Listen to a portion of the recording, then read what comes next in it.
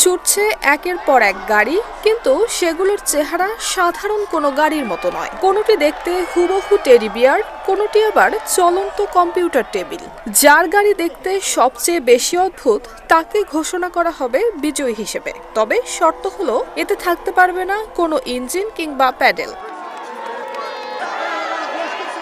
গাড়ির শহর হিসেবে পরিচিত আমেরিকার লস অ্যাঞ্জেলেস। চাকা আর গতির প্রতি এই শহরের মানুষের প্রেম বহু পুরনো।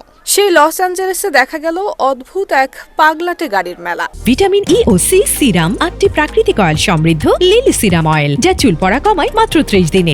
এই প্রতিযোগিতার নাম রেড বুল সোপ বক্স রেস। গত 16 মে লস অ্যাঞ্জেলেসের রাস্তায় বসেছিল বিনোদন আর গতির এই অবিশ্বাস্য আসর। দেশটির বিভিন্ন প্রান্ত থেকে আসা মোট 40টি দল অংশ নেয় অভিনব এই প্রতিযোগিতায়। উঁচু পাহাড়ি রাস্তা থেকে অভিকর্ষজ বল কিংবা গ্রাভিটির টানে গড়িয়ে নিচের দিকে নেমে আসে গাড়িগুলো। রুদ্ধশ্বাস এই ট্র্যাকে ছিল নানা ধরনের কৃত্রিম বাধা আর বিপজ্জনক বাঁক।